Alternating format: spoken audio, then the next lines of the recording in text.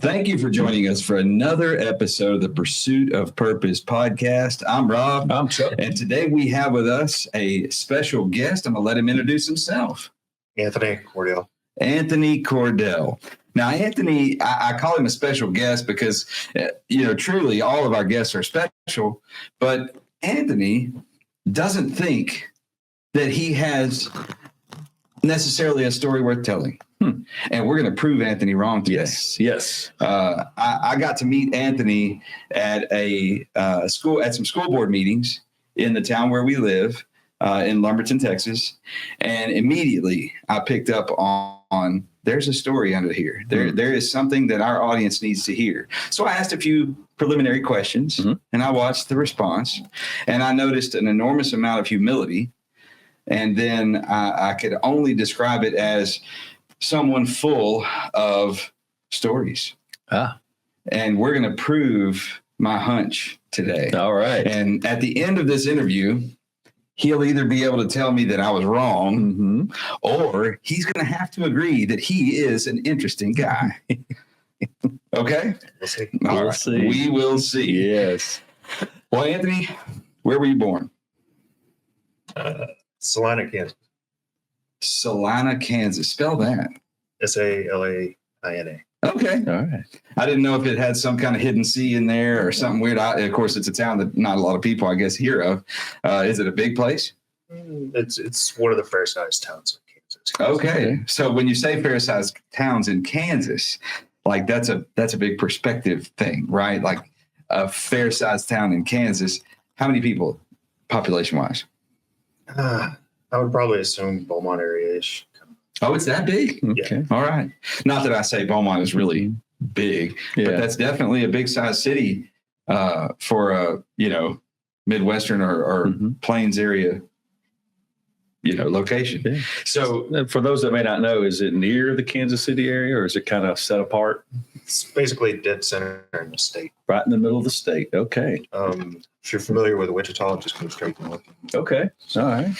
Sounds like one of those Western crossroads, with Pretty much. railroads and highways, and then, hey, let's put a town here. And so, is it like so many other parts of Kansas, just flat? Lots of farms? Well, I moved away from there when I was 5.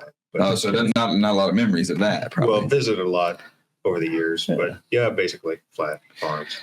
So since you were born there, is there other family that you left behind there? Are they still there?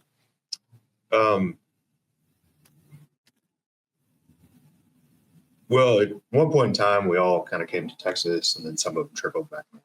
So there's cousins, aunts, and things still up there, moved back. So you mean to tell me that the majority of your genetic contribution, the majority of them came here to Texas, to God's country, and then they went back? Yes. That's almost like a sacrilege. I'm trying to understand. I'm trying in my brain to comprehend this. It's really hard. yeah. Like I'm drawing some serious difficulty Right. understanding this mentality. Right. Now I've been to Kansas quite a few times. I love it. A lot of great salt of the earth people in Kansas. I've been to Dodge City. I've hunted pheasant in Kansas. There's some huge deer in Kansas, mule deer, whitetail.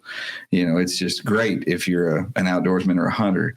Were you in your youth? No, I was 4 or 5. Well, in Even Texas, when you went back and visited and everything like that, you never went back to hunt? Yeah, never hunted here either. Oh, okay. Well, that's all right. Hunting's not for everybody. So describe your childhood like. You moved out of Kansas when you were 5 years old. What was it like in your childhood home? Were there a lot of siblings? What was discipline like? I had 2 half brothers. What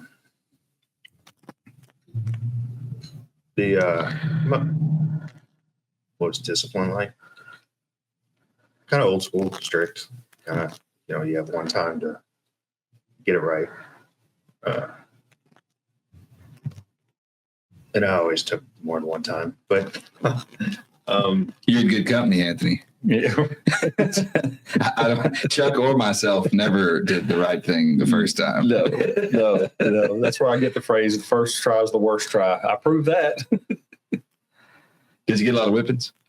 well, of course. Okay. Up until 8th grade, I was a terrorist. You You stopped in the 8th grade? Why not continue the career? I mean, some of us wanted to be, perfectionists, wanted to really have a succeeding career in that area. Right. Notorious, if you will. I was threatened to be kicked out of a class that I really enjoyed. So just threatened. I got expelled, brother. Like that's a don't come back. Yeah. We got to step your game up, Anthony. Well, up until 8th grade, I in school suspension and expels. There we go. Yeah, but 8th grade, I kind of plateaued a little. Okay, so you found something that took your interest more than being a rebel. Pretty much. That's cool. Yeah. What was the class? It was computer programming. Okay. Right. So you like the digital world? Back then. Yeah. Not so much now. It's a whole different universe now than it was back then. It's kind of confining. Kind of sitting in a cubicle. Oh yeah. Mm-hmm. And I like to be out and about, use both my brain and physical when I could. But after, I don't know if we're going to speed up or not, but from that point on, it kind of set a pathway to where I liked electronics. I liked computer programming and things of that. And when I graduated, I went into the Navy for electronic warfare. Perfect. Yeah. Then later I got an associate's degree in computer programming. I did a few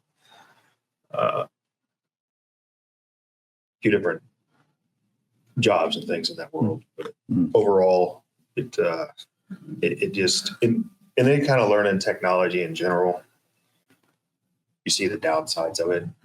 It's like, it's good, but it's also, when you become dependent on it, it takes away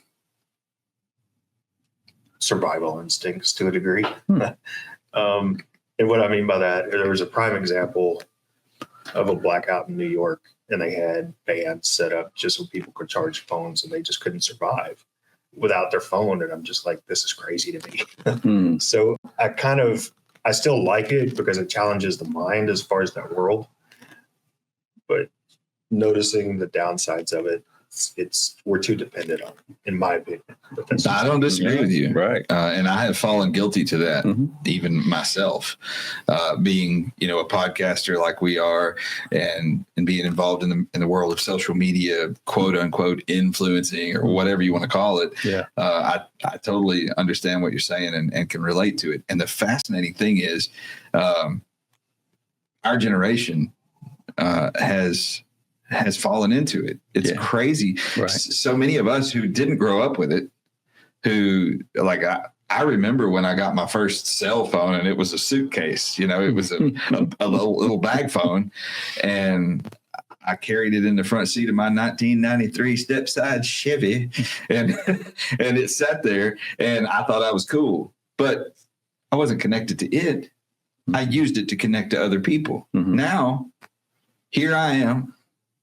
And you'd be hard pressed to find me without this goofy gadget in my hand or close by. Sadly. And yeah, so I mean, you're dead on. I believe you're what you call your opinion. I believe it to be fact. We are too connected. We are too dependent.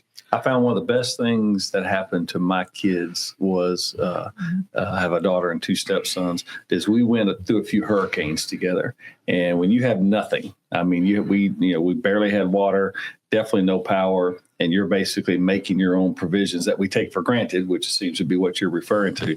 Boy, it'll change you quick, and so I like to think my kids have a better appreciation for having these devices, because it did get taken away. We didn't have them, and especially the early hurricanes, because we didn't have much for cell service, so we were still stuck to landlines.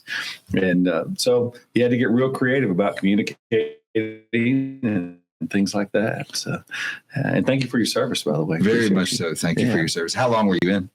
About 5.5 years. Okay. 5.5 years. So how was your service? Would you look at that as a fond memory, or did you enjoy being a part of the Navy? If you quarantine it off to the Navy itself, I loved it. Okay. I loved being at sea. Probably one of the rare Navy personnel that would ever say that. And one of the main things that I enjoyed about it was the disconnection. you're out there on the water, and you realize how insignificant you are in the grand. It's kind of bad, but how insignificant things are in the grand scheme of things, because we're just kind of a blip, and all the stuff surrounding is just it'll pass. Mm-hmm. It's just, I'm not even doing good with words with it. Sure you are. Yeah. Better than you think. Mm-hmm.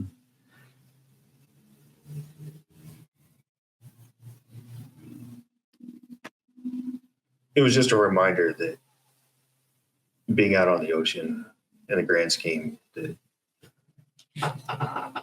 everything will just pass. Mm-hmm. It's whatever's going on back in the world, wherever we're going to, it's just a phase. What matters most is whether it's good, whether it's bad, is the outcome, and how you move on. Man, that's beautiful. That is. Thank you. Yeah. I mean, that I don't know if the audience doesn't tear up at that. They got no heart. Right. But you helped me actually just now. I'm going to tell you something personal that I don't think I've ever talked about on any show. But I do love the outdoors. I mentioned that I like to hunt, but my favorite thing is fishing. I love to fish, and my favorite type of fishing is offshore. And there's this moment, and my oldest son, he's been out there with me quite a bit. I've had a few guests and things, but my favorite moment is when you can't see anything else. And it's as if that's it. And there's nothing. It's the most peaceful thing. And some people get stressed out about it. Like when you get away from shore and you can't see anything, and the cell phone, well, now the cell phones work out there, but back then when I got this feeling, you were getting away from cell phone range. Nothing worked. And you're out there completely isolated. And it's you, the boat, whoever's with you, and the fish. And that's it. You're it.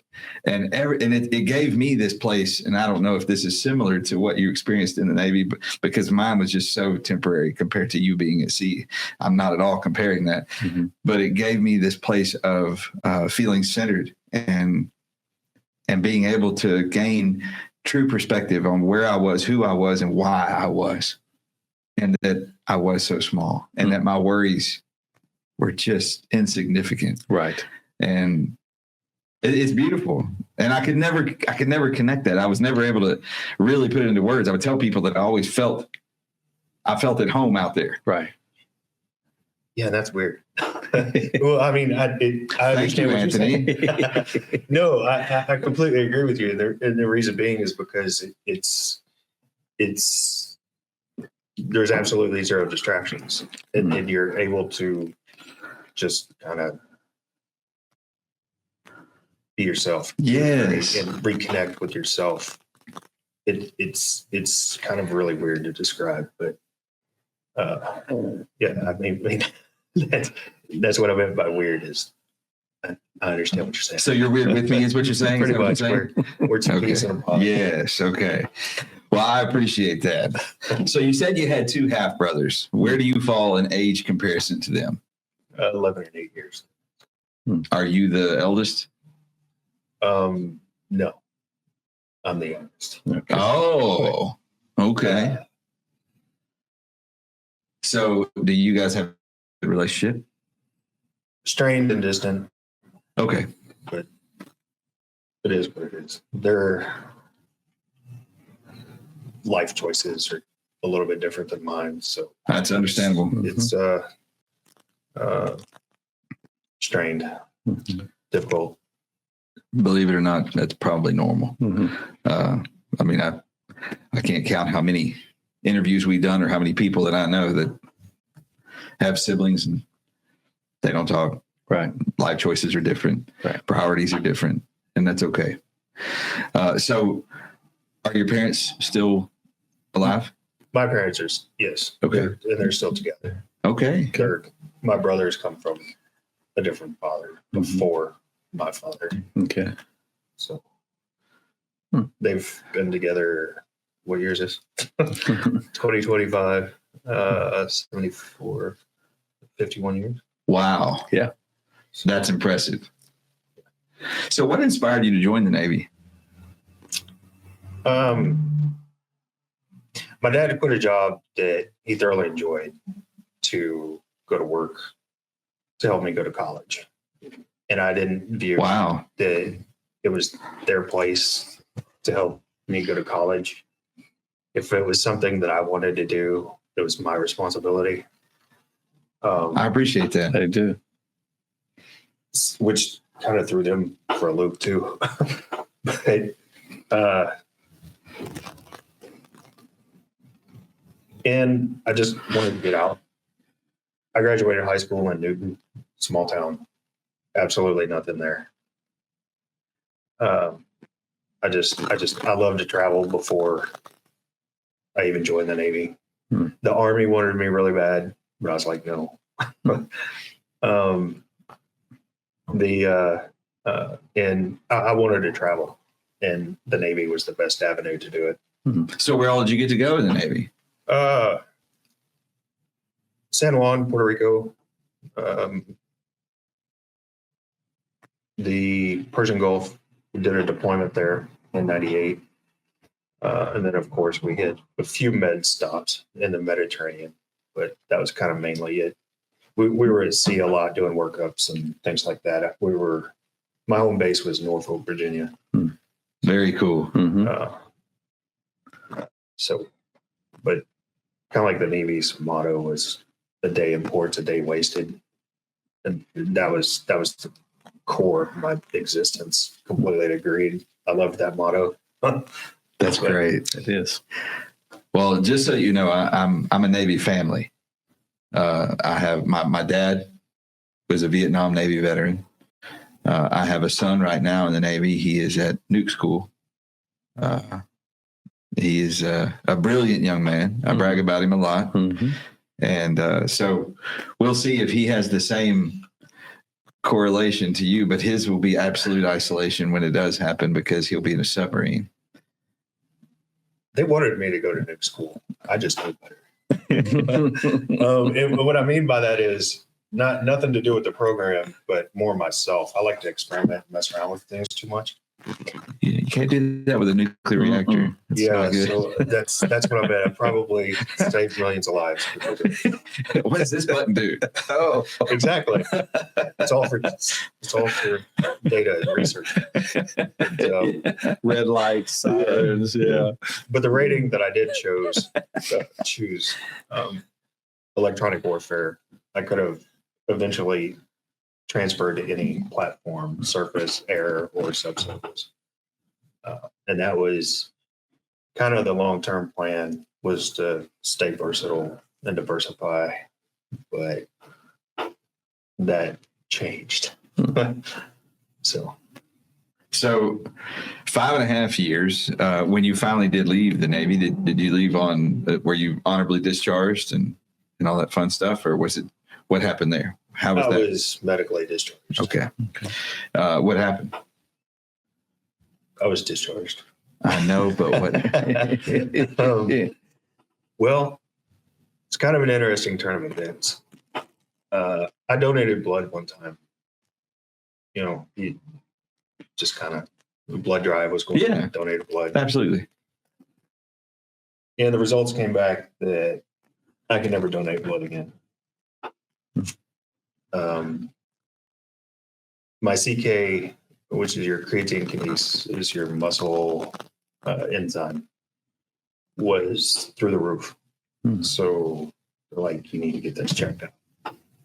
So I started that, and I was in probably about 3.5 years at that point, because I fought 2 to 2.5 years to stay in and get medical waivers to be able to stay in. Because at that time I was still very functional, and I could still perform my job, but there was certain issues that I was having. Like with the PT, I wasn't, the physical fitness test, I wasn't as good as previously. And I was trying to get medical waivers for that. Plus, my philosophy was, on a ship, you don't have far to run. But you still have a requirement to uphold. So I ended up being medically discharged. And what they theorized, it was never proven while I was in service, was that I had muscular dystrophy. Mm.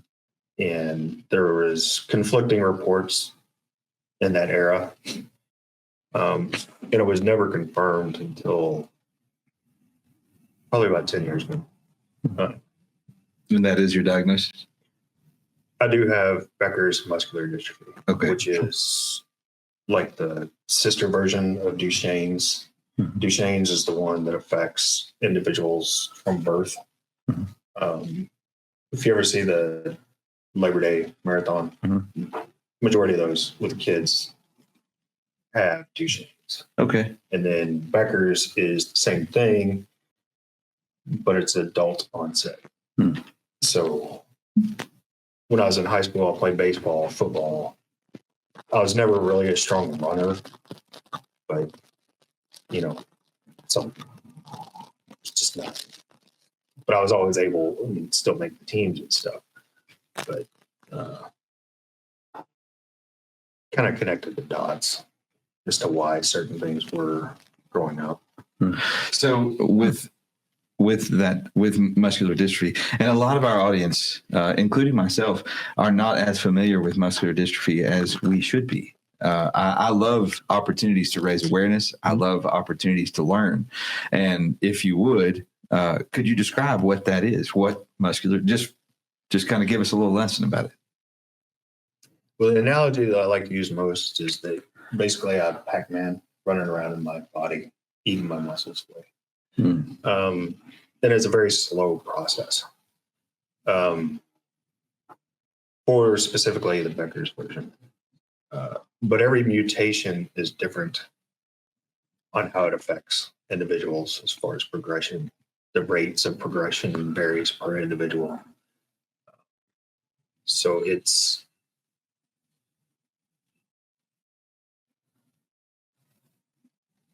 muscular dystrophy as a whole is a muscle deterioration over the passage of time. You just lose muscle. And if you work out too much, because when you work out, you burn muscle, you rip it apart, it rebuilds itself. We don't have the ability it rebuilds itself in scar tissue. So scar tissue is permanent, where muscle tissue is a constant rejuvenation. So the scar tissue is there, and then you build up more scar tissue. So therefore, over the passage of time, you lose functionality, strength, things of that nature. Wow. That's kind of the best in detail way that I can describe it. No, that was really good. Yeah, that was helpful. I mean, I've seen a lot of people that, experience muscular dystrophy. I've always wanted the opportunity for someone to give it to me in layman's terms where I could digest it mentally myself. That's fascinating about that scar tissue, the way you describe it. That makes a lot of sense. Because as you move, you're using muscle. Yeah, absolutely. And your muscle fibers kind of tear apart and they regrow, they rebuild. And when they come back together, a percentage of mine comes back to scar tissue. Wow. And that will continue to progress indefinitely. And until at some point it would be just too different. There won't be as much flexibility, I presume, because of the. Well, typically what happens with us, because every organ in your body is made of a form of muscle. Complications begin to arise in other areas. Like your heart? Heart, lungs, diaphragm are kind of the most common. Yeah, the diaphragm. So your skeletal muscle, your heart, and then lungs and diaphragm. Well, I guess even our ability to focus in our eyes is a bit of a muscle flex as well, isn't it? Yes, but as far as vision, it's usually the medication that affects that over time. Okay. Because they have me on steroids, which slows the tearing and the scar tissue building process. So that, in theory, increases my functional longevity. Yeah. That is really fascinating. Thank you. Yes. Thank you for the lesson. Now, I'm going to ask you something crazy. This is, I mean, it's kind of like some of the questions I ask at the end of the show, but I feel compelled to ask you now. If anybody's watching this and they are at the early onset, or if they're just learning about it, is there any advice you might give them? Because you've been working through this now for some years, and you have, as they say, wisdom from the experience. So if you would, if there's, somebody out there that could use the advice, what would you have wanted to know back when, early on? Early on would have been a definitive answer. And back then we're talking around early 2000s. Well, actually 99, 2000s when I had my first muscle biopsy. Would have been a definitive answer instead of the vague idea of it back then. And I had conflicting. My best advice would be if anything seems like it's not founded, to continue pursuing answers. Don't give up. That's good advice. If you have a provider that you like, but you still feel the information is not there, get another provider. Mm-hmm. Because I've personally wasted a lot of time with providers in hopes of building a collaborative effort, because I believe that medical care should be a collaboration, not a dictation. That's just through the process. That's just kind of my view. Because we're not cookie cutters. Yeah. Anybody that comes down with an illness or whatever, we're just not. Well, and like other afflictions, if you will, are there specialists that folks could pursue? Or is usually your GP has enough knowledge to get things started at least? Well, they would refer you typically to a neurologist. Okay. My best advice would be, in my experience, was find a geneticist. Okay. Okay. A geneticist, they're like super all into this stuff. Mm-hmm. And find one that has experience specifically with muscular dystrophies. That's always helpful. Okay. Just having the idea of it, or working with similar conditions such as ALS, Parkinson's.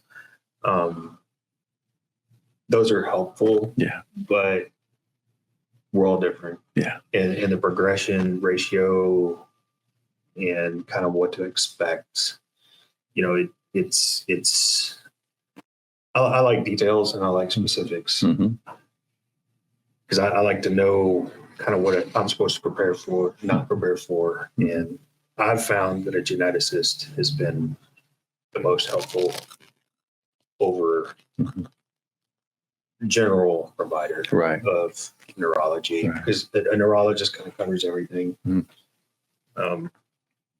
That's great, though. I mean, it's oftentimes when people get diagnosed with specific types of, like muscular dystrophy or types of cancer or different situations, they don't know what to do. It is an overwhelming circumstance when you hear the words for the first time. Right. You've got whatever. Right. And they're like, well, I don't even know where to begin. So many times. I mean, did you feel that way when it started?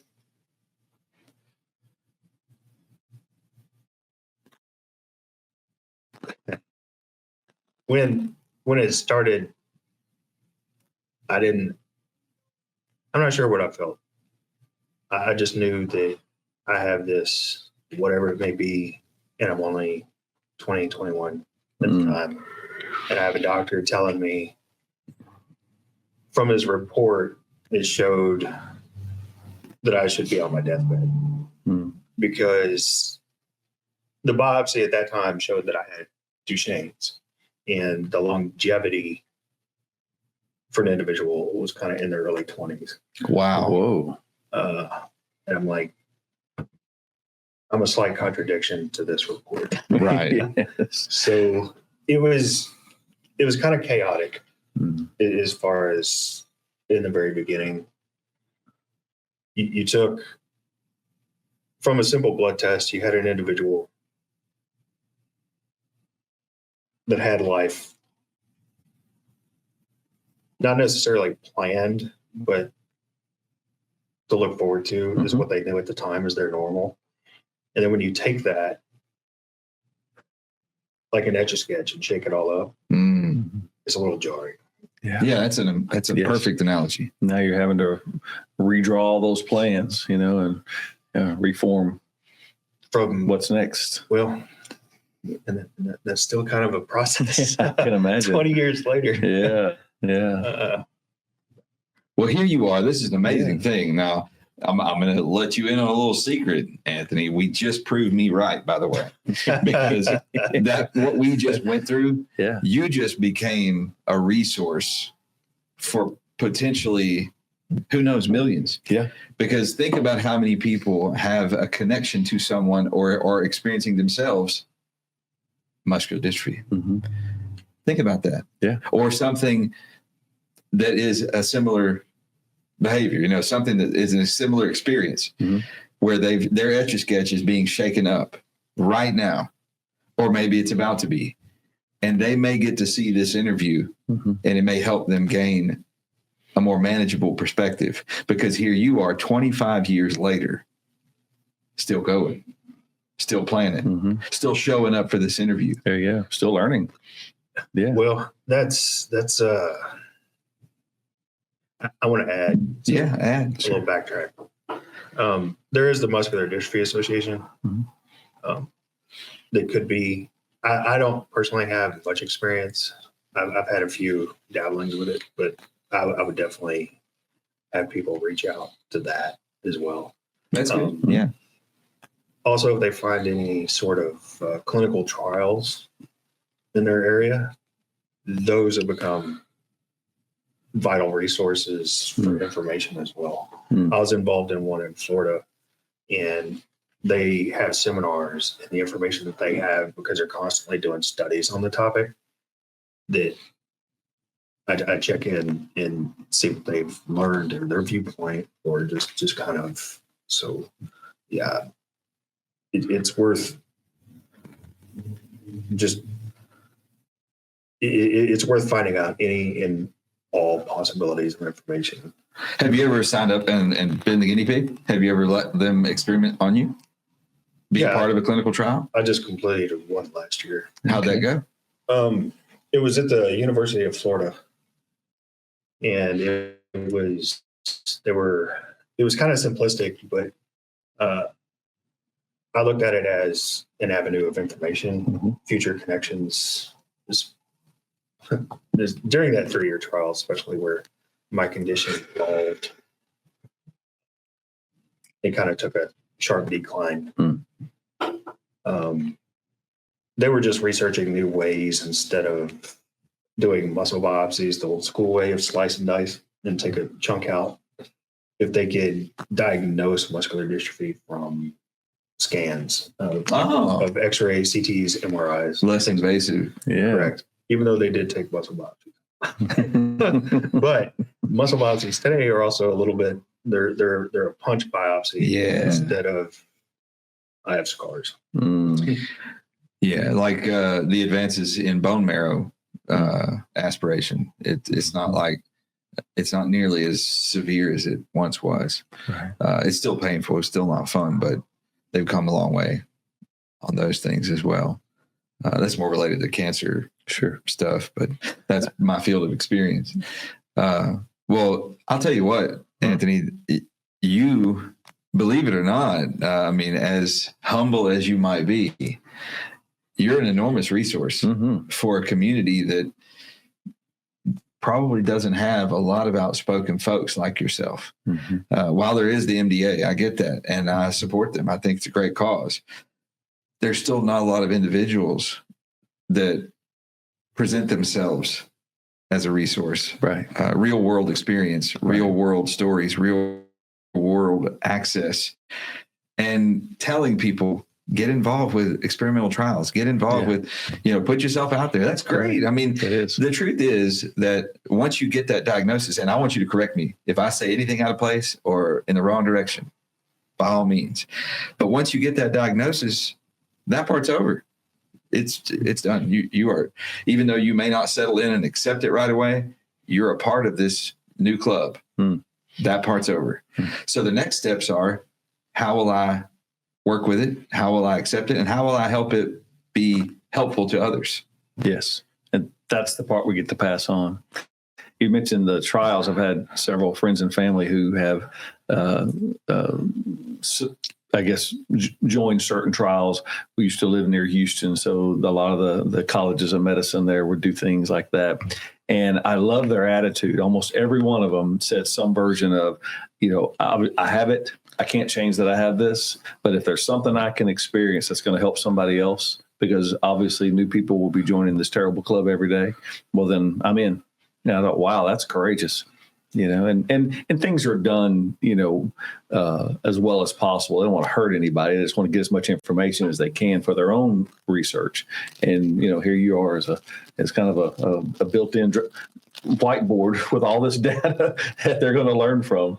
And so I appreciate you doing that. You're contributing to the next generation of young people who are obviously going to be facing these things. So thank you. Okay. So here you are, 25 years after your diagnosis, give or take. What's your personal life like? If you don't mind, I'm going to ask you I'm going to get all nosy and everything. I wouldn't expect anything less. Yeah. So do you have a significant other? I mean, and I already know the answers to some of these things that I'm going to ask. You got kids. Tell us about your family. Tell us about the life of Anthony Cordel dealing with being a normal or typical man, father. Well, you're normal, being who you are in your community and with your family. Tell us about your life. Tell us about your home life right now. I'm sheltered. You are. I'm a trophy husband. Eat your heart out, guys.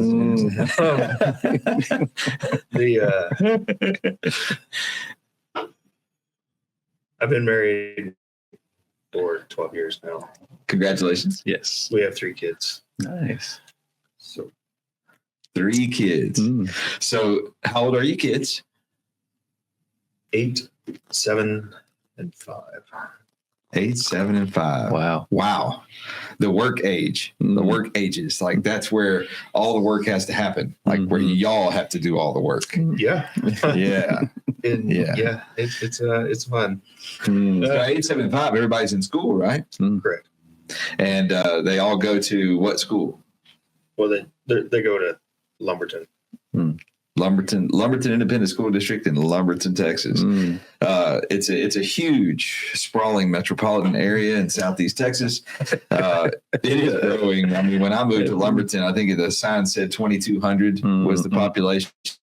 Now the sign says, I think 13,000 or something like that. But the true population of the school district is getting close to 30,000. So it's come a long way, hasn't it? Yes. Even in I've lived there probably about 15 years this time. Even in that 15 years, it's been a fast transition. Yes. Yeah. So your kids, how is experiencing muscular dystrophy and being a father, how do you think that impacts your relationship with being able to, pass along that corporal punishment and things like that, right? Well, traditions. I mean, we got to figure out how to carry on traditions here. That's right.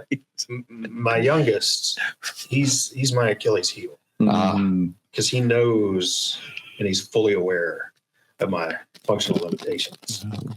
And that's kind of what I was getting at. I wanted to see what you said. I love it. And at times he'll make a run for it and try to get away from me.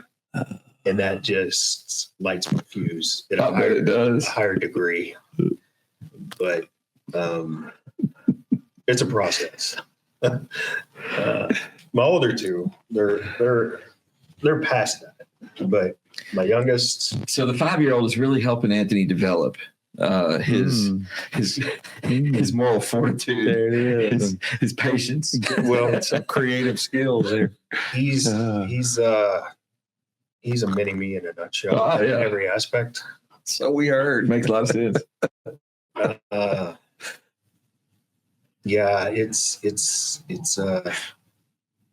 Yeah, it's definitely enlightening.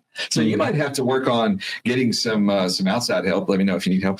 You might have to work on maybe setting up some net traps around the house, like where he can't run from you, where you can just hit a button and like he's caught. And then you can, take your time, make your way over to the net, and then exact the punishment as needed. You can set those things up, Well, you're a smart guy, that would be a lot greater. Yeah, bring back some of those military skills, man. Yeah. I get stubborn. It might take me some time, and I get to him anyway. But of course, you can run some, but we live in the same house. You will be coming by me, and I will not forget. That's what I was going to say. The fascinating thing about a 5-year-old is they don't have much memory span. They tend to forget who they are, where they are, and why things are really quickly, but we don't. We hold grudges.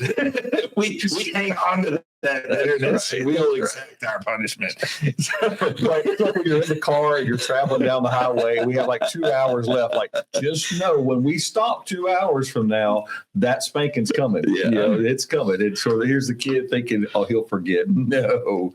And what you don't forget is what his favorite foods are, what his favorite, what his favorite enticing things are to draw him, closer as need be. Well, he's a little charmer. He'll come up. It's like, I love you, Dad, and give you hugs and this. Well, I appreciate that, but do you remember? You could say, well, because I love you, son. Yes. Here's your whooping. That's right. That's right. All nothing but love for you. Yeah. That's great. That is great. Well, congratulations on being a parent. There really is nothing like it. Yeah. And I think all three of us can say we enjoy it. Of course, we're a little bit past. Well, you got young still at home, but yeah, I got a 7-year-old and a 10-year-old. Yeah. I'm not that far away from Anthony. Not too far. I'm more daddy grandpa. So what I find to be amazing, and I hope it's inspiring to our audience, is that you, after diagnosis, knowingly were able to enter into a relationship with your wife and create a family and maintain that family. I think that's beautiful. Me too.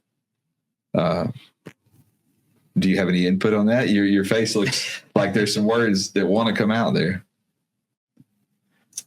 Well, as far as my wife, in the very beginning, I was a lot more different functionally 12 years ago than what I am now. Yeah, that makes sense.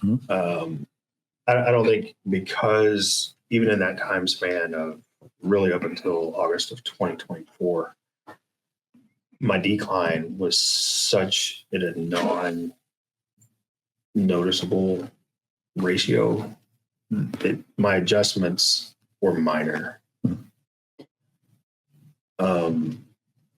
So we really didn't have a big picture, and I don't think anybody does with any kind of long-term illness, on how quick things could change. Yeah.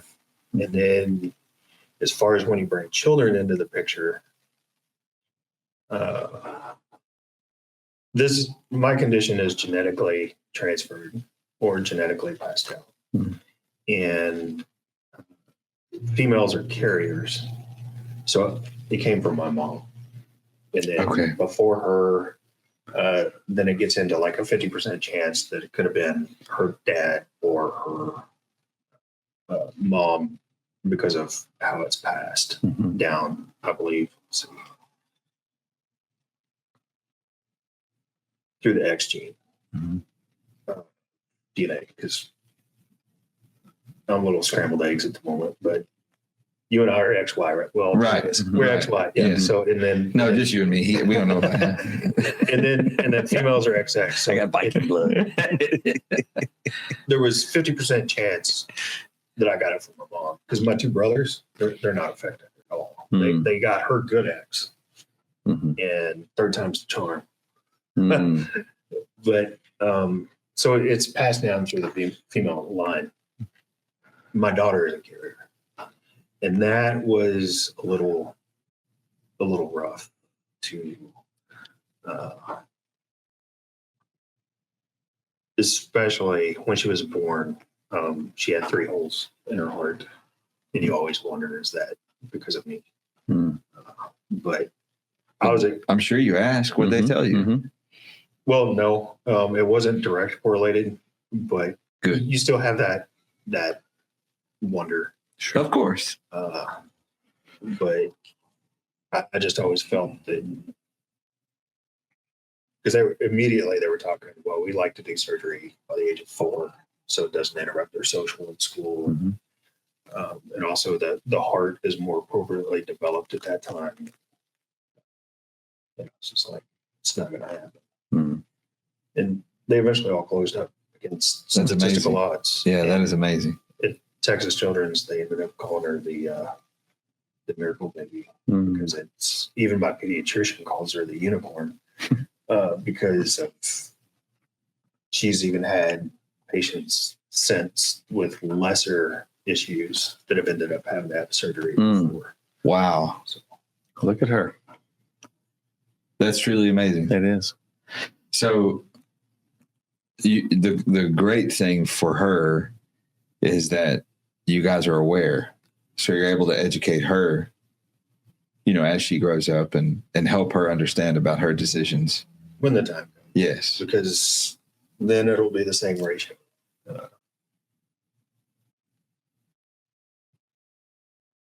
It'll be 50% chance that she could pass it on. Hmm. So her daughters could become carriers, but her sons would possibly be affected. How is it? It's a 50% chance that her daughters would become carriers. What are the odds that the sons would then become people who experience it? 50 is It's 50. Okay. because you in XY you get an X from the mom. Right. So it could be, unless both of her X's are mutated, but she has the same mutation that I do, so it's just one. Depends on which X they receive. Okay. And then the same with the daughter.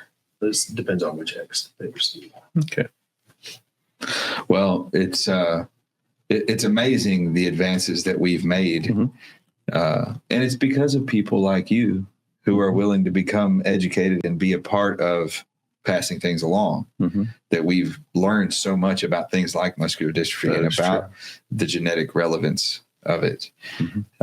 Once upon a time, it was thought that it's demons. Yeah. It's Right. demons that are doing it. Well, we learn, over time, the medical aspect of Sure. it. And I always appreciate and admire people who are willing to pass it on. That's you're creating a legacy. Yeah. A positive legacy. Do you not see it that way? That raised eyebrow gives me pause. That viewpoint is intriguing. Well, the way I see it is now, because of how you are, because of your humility, and because of your commitment to being better, becoming better, being a better person, you're going to inspire her to do the same thing. At some point in time, she's going to have that choice to pick up your legacy and even build more on top of it.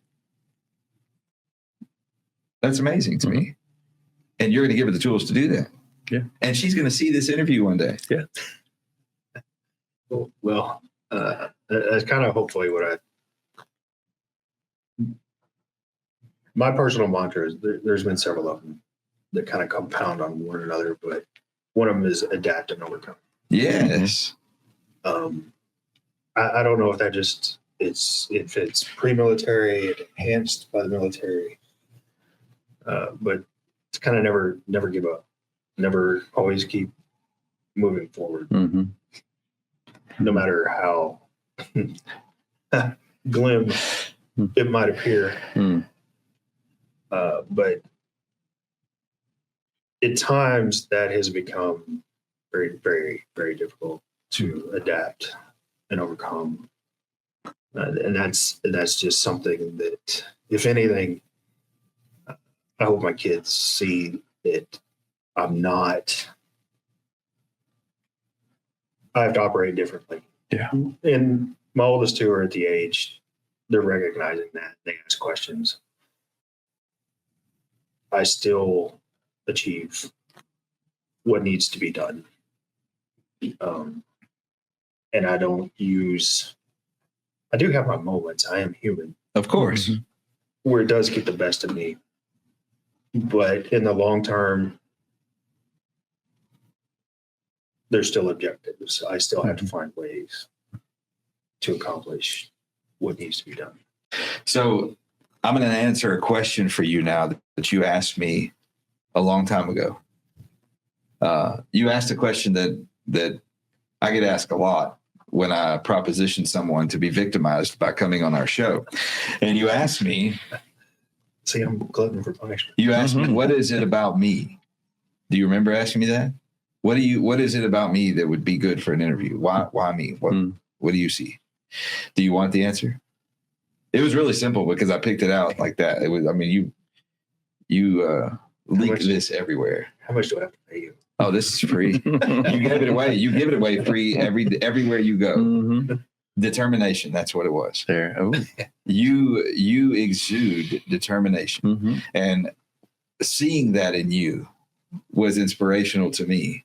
And when I saw to you, like, I'm going to expose you a little bit in a healthy way to our audience and to yourself.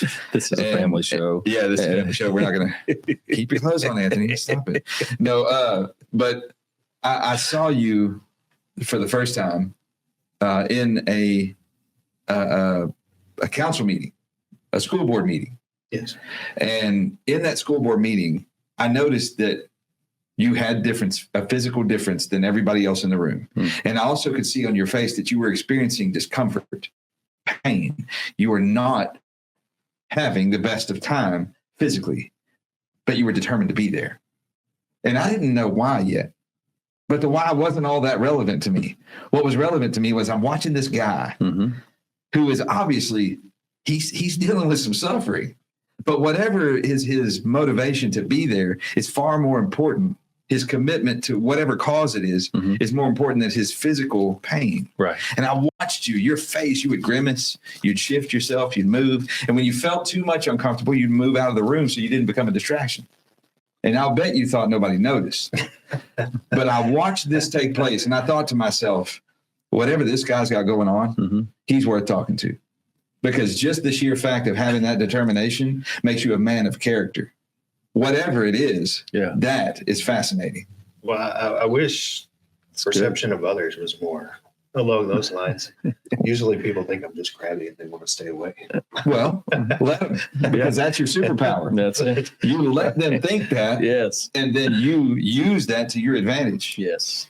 I love stories like yours because it's people who experience trials like that find that grit, that determination to change the world. That's right. At least their world. And you're doing it. They are our most popular people all throughout antiquity, are the overcomers. So I wanted to take that opportunity. You asked me that question. I never answered it. And that was on purpose. I did that very much intentionally because I wanted to get you here to this moment and answer it on recording. Well, and that's something, there's a lot of irony in that. And especially the word that you used, determination. That's something that, if anything, my kids, I want them to perceive. Good. And the reason why I say there's irony in that is my son last year, well, you're familiar. They have student of the month. One of the months is determination. And my oldest son got the student of the month for determination. And it was like, interesting. The Determination There you go. Award. Yes. The legacy of determination. There. Oh, That's beautiful, man. I think there's a title in that. Yeah. Yeah. Yeah. So now you get it, don't you? Does it make a little more sense? Do you see yourself in the light that I saw you in? Well, we just might have to do an interview weekly or something. There you see. All right. That's great. That is great. That is. So, It's just interesting. so I'm going to ask you something. I'm going to put a little bit of a challenge to you, and you don't have to accept the challenge right away, but I'm going to put the thought in your head. Okay. Now, you've already mentioned that you make yourself a part of trials, which is great. You've already recommended people to reach out to the MDA if they find themselves experiencing muscular dystrophy, or someone they love maybe experiencing muscular dystrophy. So here's the challenge. Would you make yourself a resource for people, at least locally? If they wanted to call you and ask you questions, would you be able to do that? Or not call you or email you? Would you? I'm not going to ask you to put your number out there or anything like that, but I'm going to ask you because you, sir, you have an enormous amount of resources inside you, experiences, and you could really bring education, hope, and a future to other people experiencing things like this. It's very interesting that you ask that, because you can describe whatever you're going through, Mm-hmm. and people will have empathy, but unless they've worn those shoes, they really have no clue. Right. And, you know, for example, my wife, and not in a negative manner, she's been with me for 12 years and seen the transition, but she still doesn't know what it's like to be me, no matter how I can describe it. And it's no fault of her own. No. But when you need someone that's been there, done that, there's just a connection there, whether you're talking about fishing or the man on the moon. There's a connection of understanding that goes without words. And so, to simplistically answer your question, I don't see how, but I understand, and that's what prompts me to say yes. Very good. That's what I was hoping for. Now, I'm really bad about putting people on the spot, so you're welcome. But I'm not really ashamed of it. Yeah. And I agree 100% with the way you put that together, the way you described it. It's much like people who experience recovery, want to recover from an addiction or whatever. They want to know from someone who's done it. They want to see somebody who's been through that journey and made it out the other side. And or you know, a parent who's lost a child. No one can relate to that unless they've done it. Right. And nobody, even one who's lost a child, can't relate to another one because each one's different. And it helps those parents that are part of that horrific club to talk to other parents of the same club that are in different parts of that journey. It helps them be able to, oh, there is hope. Even though this will never go away, there's somebody who is still surviving, who's still moving forward, who still has a purpose in this world. And that's what you represent to these people. That's the resource that you can help become. And that to me is beautiful. And that determination that you have is, believe it or not, you can pass that on into other people just by showing it to them. Right. I mean, if I could pick it up and I'm nobody, you could definitely pass it on to others. That was interesting. As far as knowing that was the reason behind the Inquisition. But okay. Yeah. Well, I hope you see it as a compliment. Yeah. Because that's how it's meant. Well, of course, because I know that I typically don't immediately kind of portray myself as a welcome inviting individual from outside appearances. And I just can't help that. It has nothing to do with where I'm at, who I'm around, who I'm talking to. It's just through my process. Just to kind of, I'm not, it's exactly what you said. I'm not comfortable at times, and I'm in pain at times, and it's I'm not a poker player.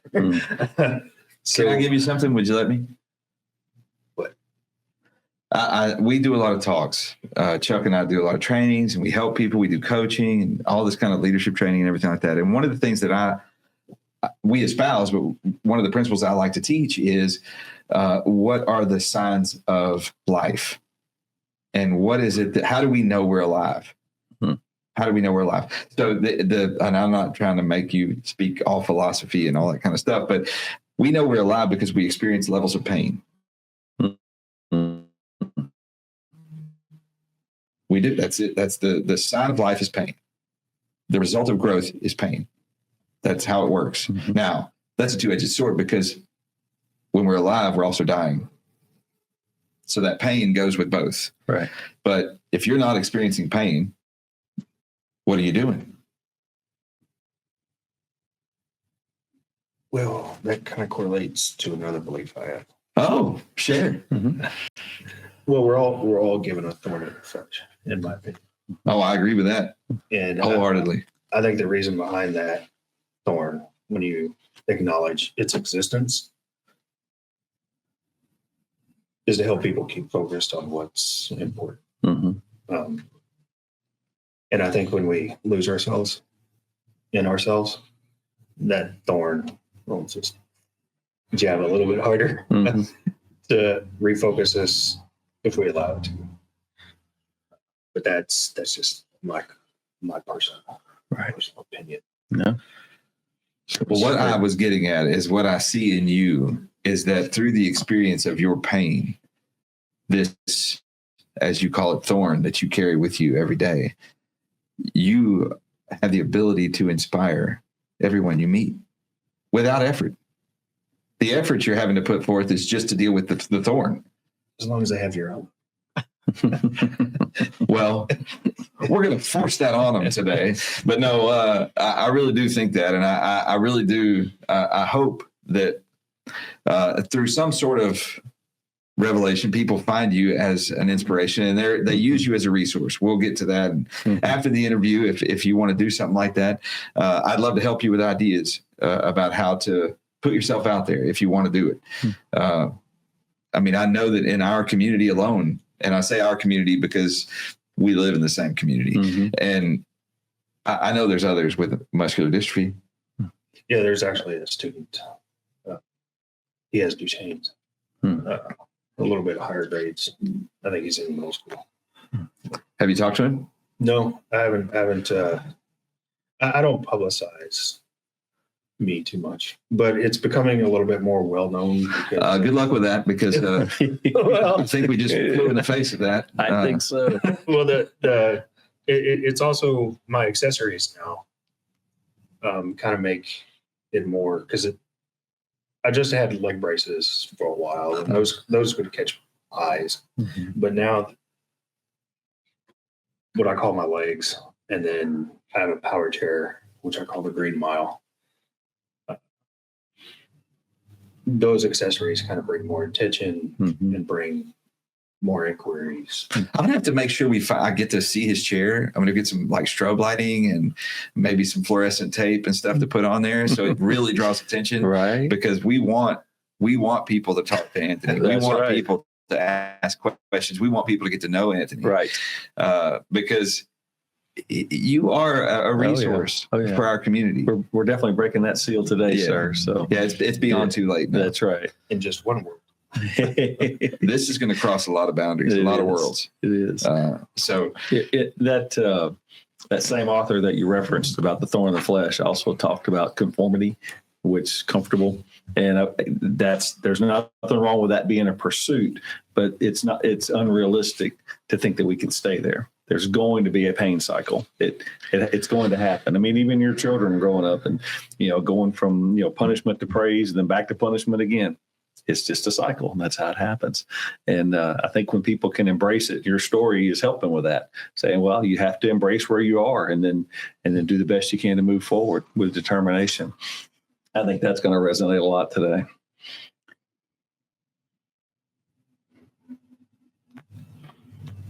Time will tell. So when you were a kid, I don't know, anywhere around 12 years old, 10 to 12 years old, what did you want to be when you grew up? Do you remember?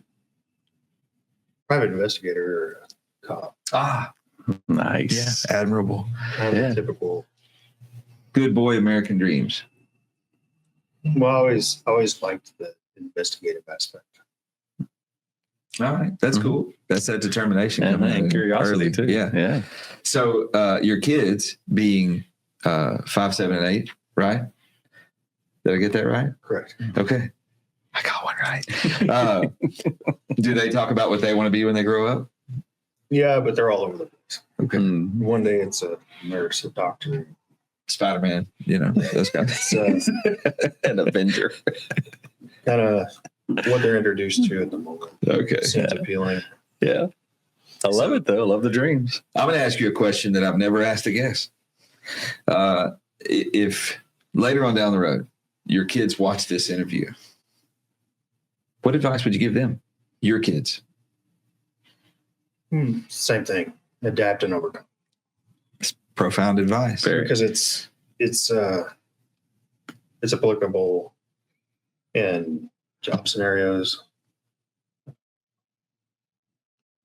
If you have long-term ailments, in any situation, in my opinion, it's applicable. Adapt, not in a way that holds you back or in a way that's negative. Adapt to overcome.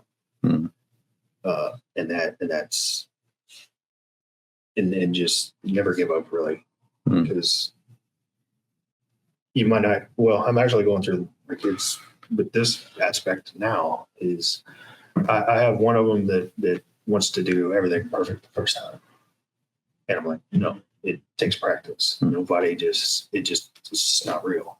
I mean, even Tiger Woods started at 4, but it was a trained before he got there.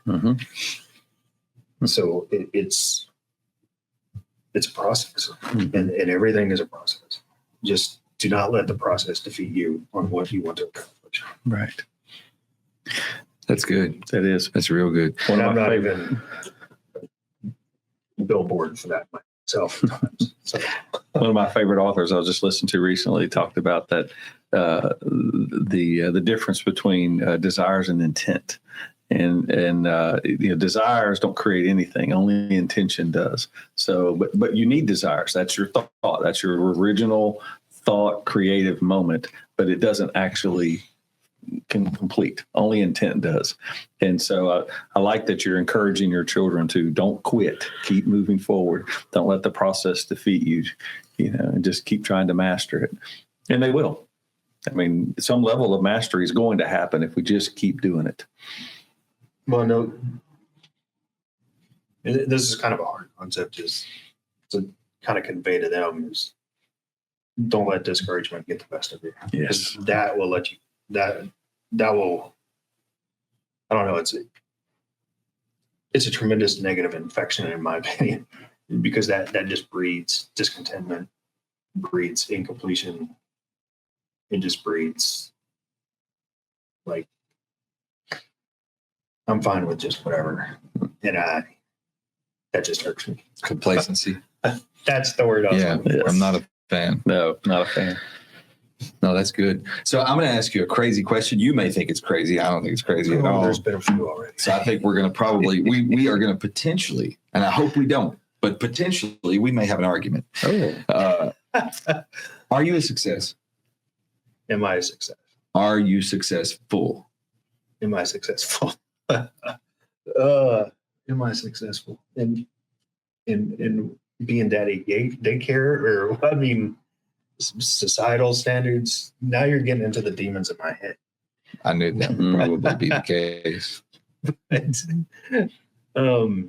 He already said he might be picking a fight. So, well, at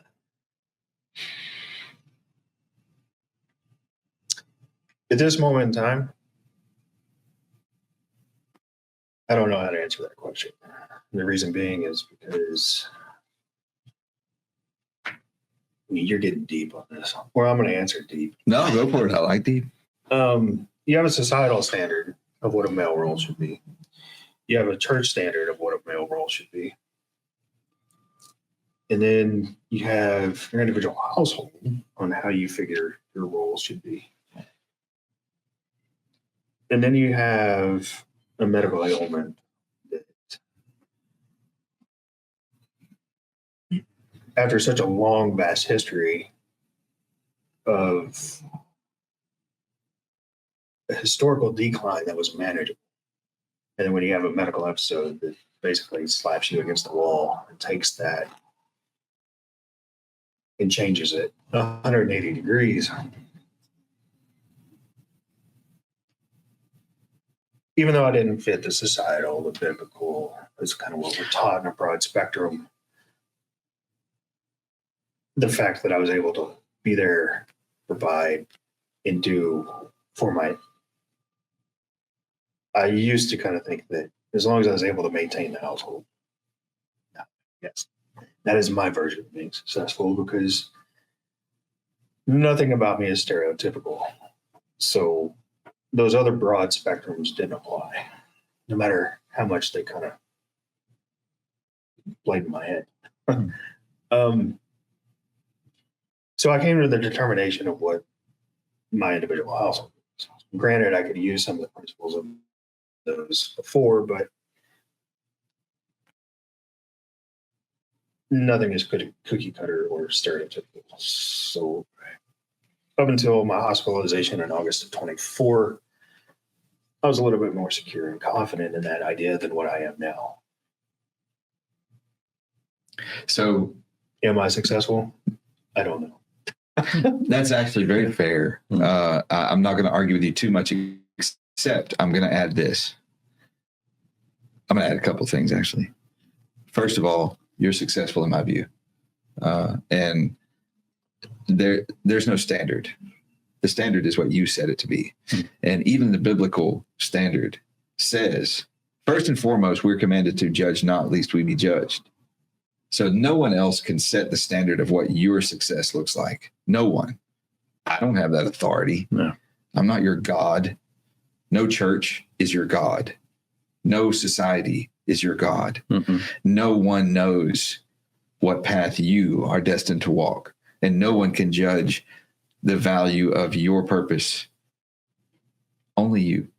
And even you are not a great judge at most times. If you're humble and like you are, we are our worst critic, and others judge us. So, and as you just rightfully referenced, if we do put ourselves under those judgments of those pockets of society, now they have now become our God. I'm going to idolize them. I'm going to worship them. Hopefully, they give me feedback to let me know that I'm going to belittle myself because of their standards. No, absolutely. They don't walk in your shoes. They don't have it. No one has ever. Right. For what it's worth, sometimes I don't walk either. They don't roll in your green mile, whatever. But the point is, in my view, you're successful. Yes. In my view, you are a success. And the success takes many forms. And that's one of the purposes of you being here today, is so that you could hopefully gain that perspective of yourself. Because through this legacy that you're creating, this is a type of success that other people can't attain. They can't do it. You have been given an elite opportunity that very few people will ever come close to, because the struggle you've experienced is unique and no one else can relate to it. That's beautiful, man. It is. And in addition to maybe some of the peripheral things we didn't get into, there were two references you kept coming back to, and that was adapt and overcome and determination. And it seems like in just about every stage of life, including this current stage, you're still finding ways to apply those beliefs, those principles, which that is success, because success is not the conclusion, it's the system, and you have a system. And so even though you may be sitting in the dark wondering how you're going to adapt and overcome, or how you're going to be determined and what that's going to look like, you're still willing to do it. That's a success. Well, the way that I see it, especially now being married, kids, I have no choice. If even the time frame before being married, that was still there, but now it's like the incentive it's there every day. Yeah, it's if I ever, because it was easy back then just to, if I wanted to take a few days, just crash out on the couch and cover up in the dark and stay there. I could. It didn't affect anybody except me. But now if I choose that option, others around me are affected. 5 people. 5 people is a village. So it's I believe everything happens for a reason. Absolutely. And nothing is like coincidence or Harry Potter with a wand. My wife would argue about that. You can't bring Harry Potter into it. She loves Harry Potter. No, keep going.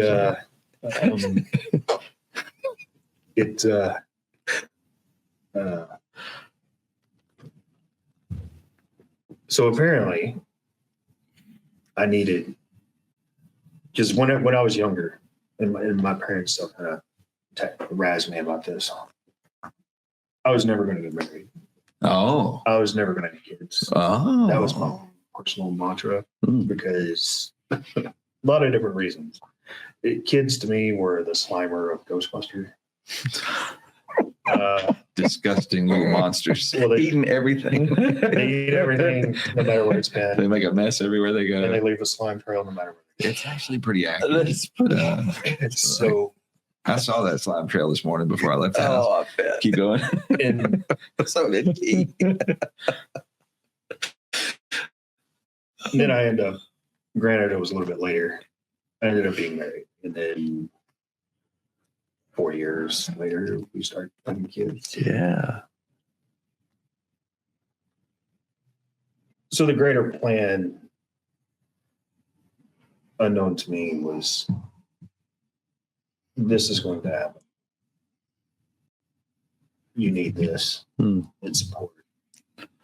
If at the very least, keep it focused on it's important. Don't you love it how we think we tell God how it's going to go? And he's like, oh, okay. See you in a few years. So, Chuckle, chuckle. Yes. There's some precious, we all have precious promises that are laid out for us, and we don't even know what they are.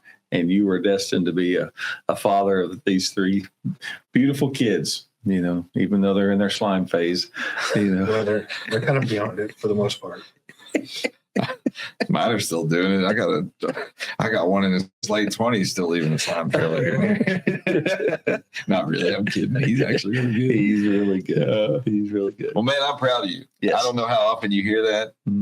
Don't know if you even hear it when I say it, but I'm proud of you for facing your fear and coming on this show. I know you had some apprehension about it. I know that it was a little outside your comfort zone, as it were, but you did it.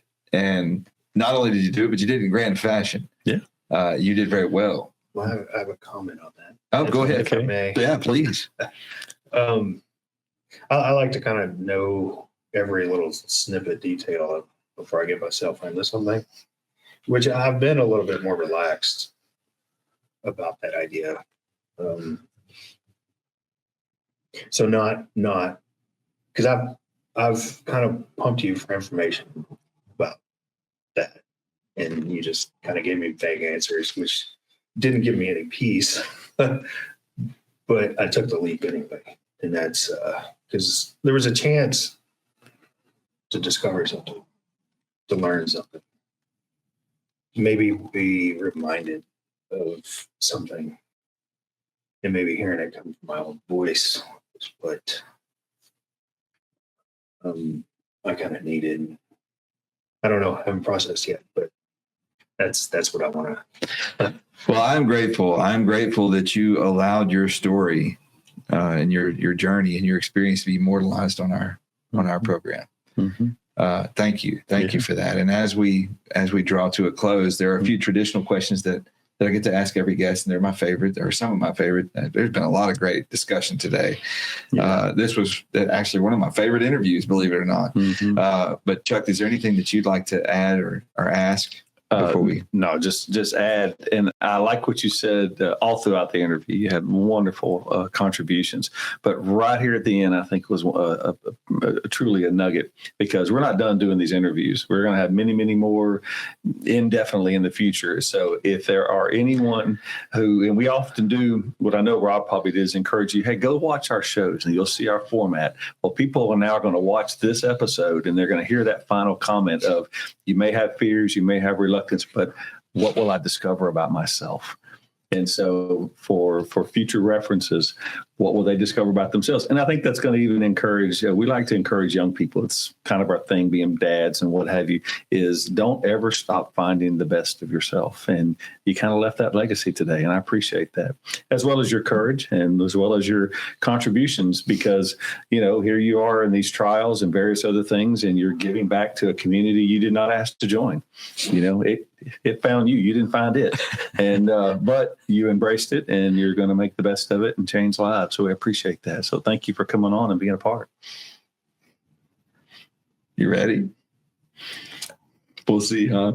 So there are three. It was always two questions that I would ask, but I've kind of developed a third one. So forgive me, but I'm not sorry. Well, you did something always special. So. This third, the first of the last three questions is there anything we didn't ask you today that you'd like to share? Is there anything we missed? Is there anything about you that we want to know, or that the audience might like to know, or that just anything that you'd like to share? Well, we just kind of scratched the surface, and maybe it was meant to be like a broad stroke versus getting down to the nitty gritty. But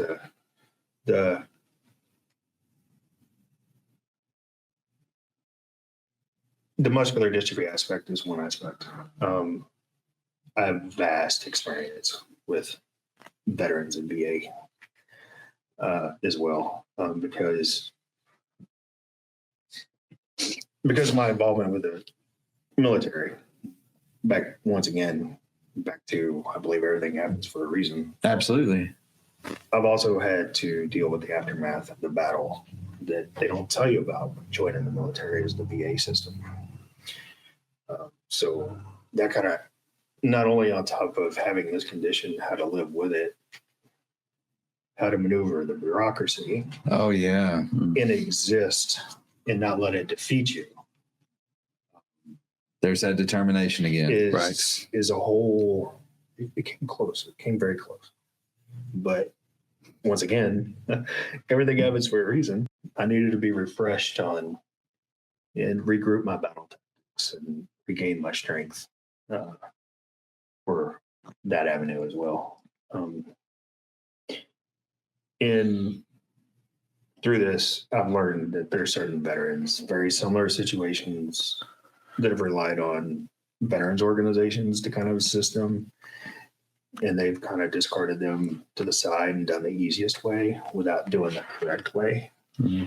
And that's very discouraging, because, like, if I was in their shoes, and this happened to me just because it was simpler and it's a short-term solution,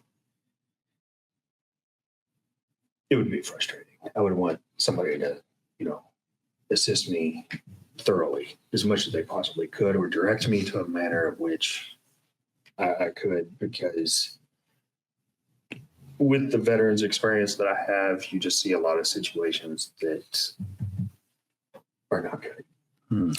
Yeah. I wish there was an advocacy program, and maybe there is, that we just don't know about, but something that was active and that there was an awareness of it. for our veterans. Right. Well, there's a lot of veterans organizations, Right. but they're limited on, and if it's a cookie cutter issue, it's very simplistic. Mhm. But you have oddballs like myself where Mhm. things are very complex and very to where Mhm. it's deer in the headlights when you go to those resources Right. due to the complexity. I can imagine. Yeah. Well, thank you for sharing that. Right. There does need to be much more awareness about that. Our show, we love veterans. We love our service members. Many of our guests have served our great nation, Right. and you've now joined that club Yeah. of our guests who have been service members. So thank you again. Thank you for being you. Thank you for your determination, and thank you for your service of our country. Mhm. Were you able to finish? I didn't want to interrupt your thought. Was there anything else?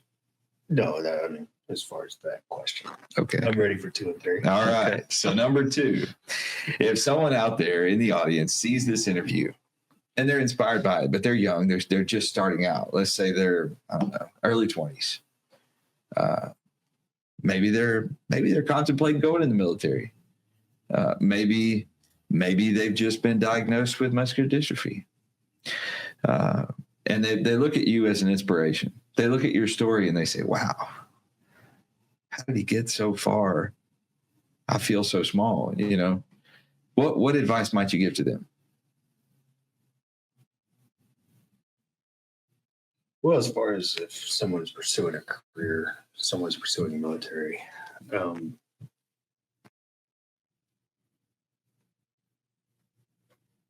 go into it for the right reasons. What's the right reason? That is providing an opportunity for something that your heart wants to do.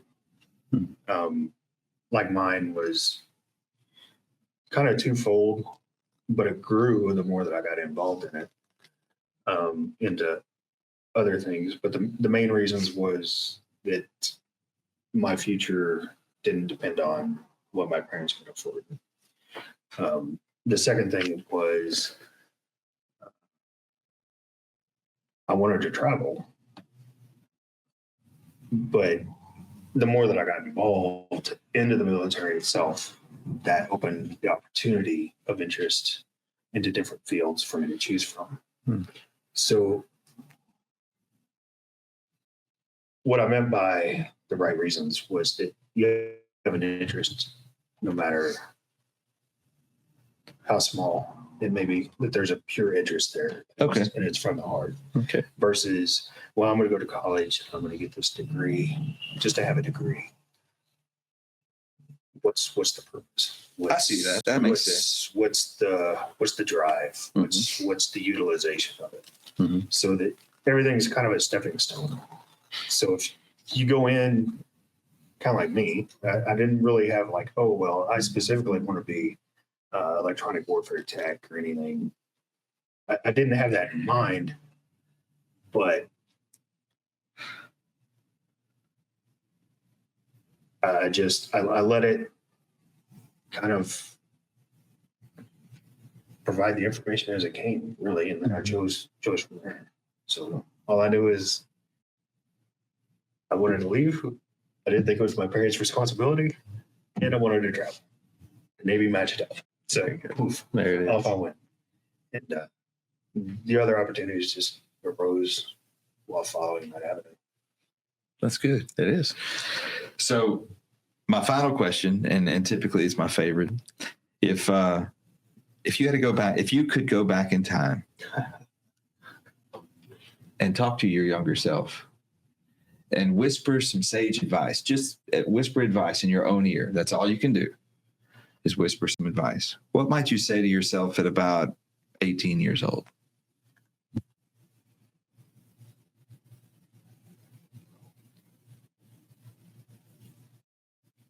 Well, of course, there would be nuances I would change, but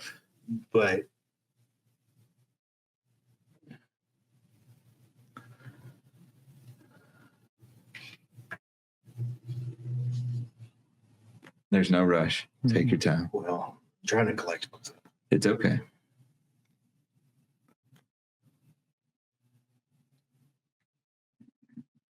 no matter the external sources,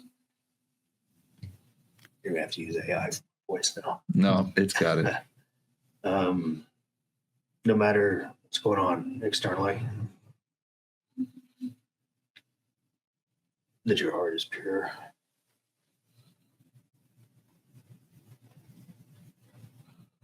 And don't lose sight of that, because you're going to need what's in your heart later, because to keep you focused. That's really good, That is. Anthony. That's as profound as anyone I've ever heard. Yes, it is. Well, that's why it kind of stings. Yeah. Yeah. And you accused me of having no depth in this conversation. Thank you, Anthony. That was beautiful. Because I might not have known it and acknowledged it at that point in time. But don't let anything change from my determination in my heart and minds for what I need to find to keep me moving forward. That's beautiful, man. Yeah. It really is. Don't compromise. Don't compromise who you are, what you are. Once Right. again, No, you put it. You put Yeah. it perfectly. Yes, you did. Thank you. Yep. Thank you, man. I can't. I don't know a way to show you enough gratitude. Thank you for allowing us to showcase your journey, who you are, what you are, how you are. Your story is beautiful. You're a great man, and you are a man of success. No matter how you may argue that point internally, to those of us sitting on the sides of this table, you are and will remain successful. Yep. So I'm proud of you. I'm proud to know you, and thank you. Thank you for allowing us to have you as a guest on our show today. Yes, thank you. Very much so. well, I would have to say that it's interesting that you ask that. Because you asked me, am I a success? And kind of through this conversation, it's been enlightened that there's those outside views on what people think success for others should be. Yeah. And it doesn't, that doesn't matter. Things, and what this conversation is kind of brought up is that, like how my kids are in school, a reflection of them versus other kids. That's the definition of success shouldn't bear on the interpretation of others. And that's kind of what I needed to hear. That was my pursuit. Okay.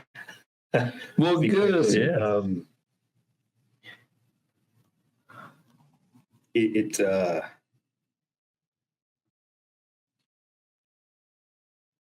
When you're immediately, like we've conversated about,